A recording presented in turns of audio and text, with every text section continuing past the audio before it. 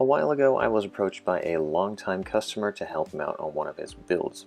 He has dreamt of building a Ferrari 458 Italia, but he wanted some help with the bodywork and paint.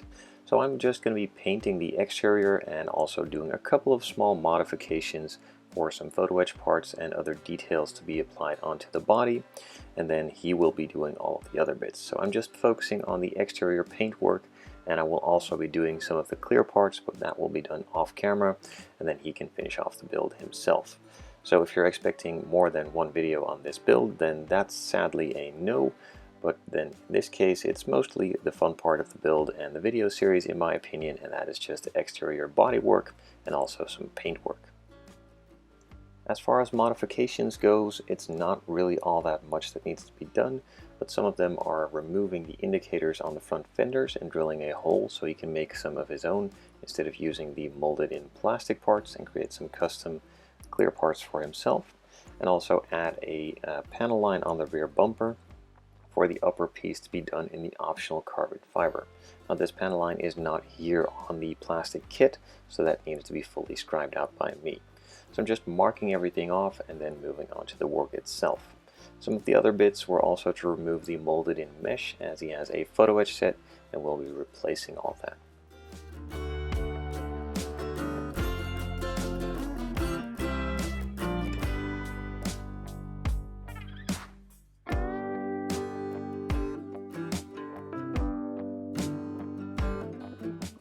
In order to create that panel line on the rear bumper, I'm using some guide tape from DSPIAE. This is specifically designed for scribing panel lines and making it a lot easier to do and not shooting out and creating extra scratches and deep lines that you don't want there.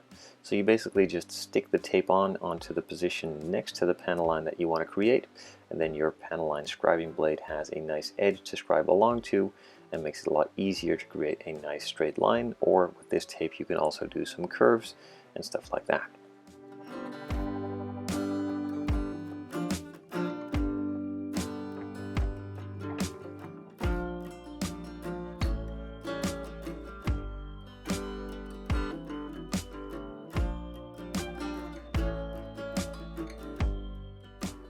I then moved on to drilling out the indicators on that fender, which was pretty simply done in a matter of seconds, and could then move on to removing all of the mold lines that I previously had marked off with black panel line marker or the black permanent marker, just to mark them out and show me where they are, and also show the progress of the sanding. Once the black is gone, so should the mold line be as well.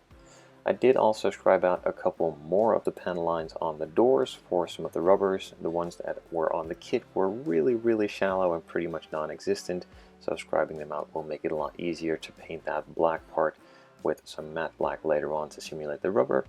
And then also moved on to some other panel lines, but most of them were nice, deep and wide and didn't need any attention at all, so I just went over a couple of them before giving the body a light sand with some 600 and then moving it into the spray booth for some primer.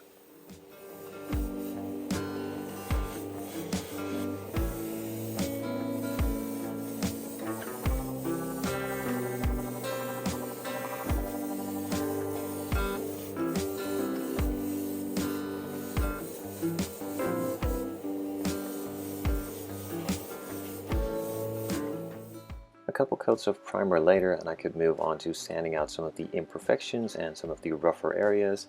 Overall it was really nice and smooth, so this just took a couple of minutes to do and sand everything out nice and smooth before moving it back into the spray booth to start on applying the color. The color that I'm going to be using here is Ferrari Rosso Corsa number 300. There are multiple variations of the Rosso Corsa and all of them are slightly different reds, but the 300 is the most standard and widely used Ferrari red color out there, and that is what the customer wanted me to apply. This was applied in about 2 coats, really nice and thin. The paint is really nicely pigmented by Streetblisters and covers extremely well, as you can see right here. Just a super thin light first coat pretty much covers it entirely already, so 2 coats should be more than enough.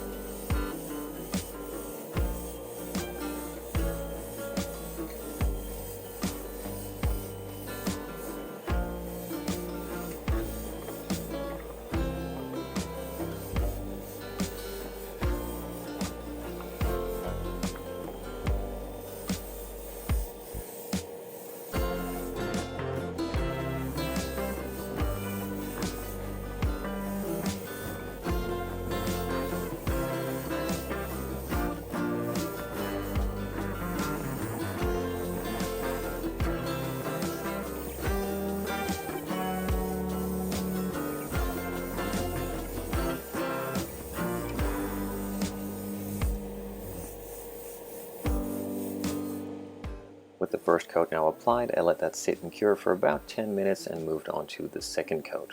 Now, like I said, the first coat covered it pretty much all the way already, so the second coat is not going to be super heavy.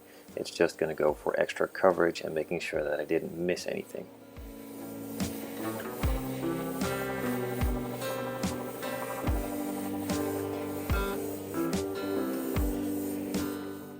I then let the body cure overnight and then started masking it off. The customer wanted the roof to be painted black, and of course that piece in the rear bumper to be carbon fiber.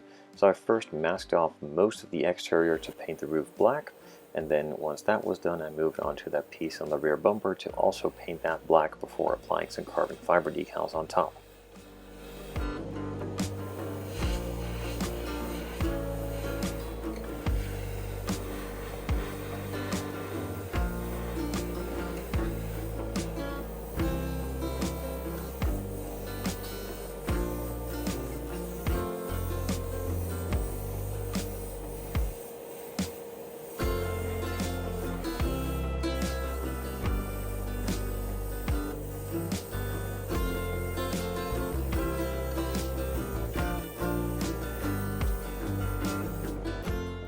A couple light coats of just basic Streetblisters black applied, I could then move on to removing all of the masking tape, making sure that I didn't miss any spots or have overspray. I could then start applying the masking tape again for the rear bumper portion before, like I said, applying those carbon fiber decals.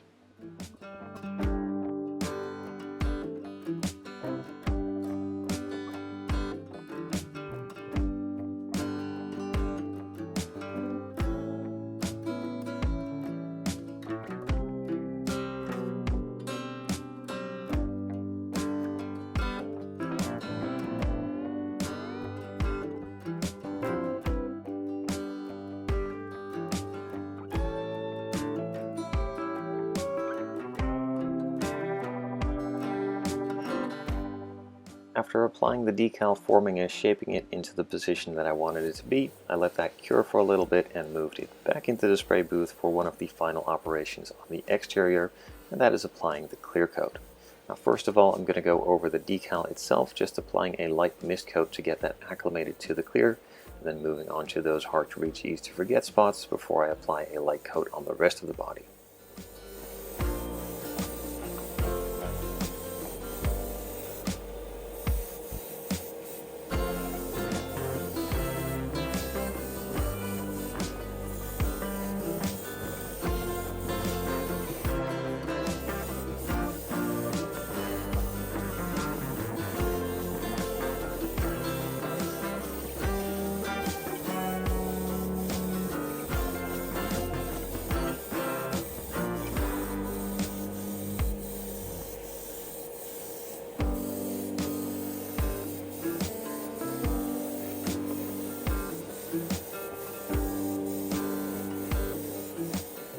The first coat has now been applied. I let that sit for about 10 minutes and then moved on to the second coat. Now, I did notice that the clear coat mixture was a little bit too thick, so I added a tiny amount of thinners to the mixture just to make it flow out a lot nicer and create a nicer and smoother finish. This was then applied in the second coat as I'm showing you right here, and that's pretty much all the clear that I will be applying to the body. After this has then been completed, I will leave it to cure for a couple of days and then move on to masking it again, so I can paint the side skirts, or at least the lower half of the side skirt, in a flat black, and also some of the lower portions on the rear bumper in that same flat black, as per the request from the customer.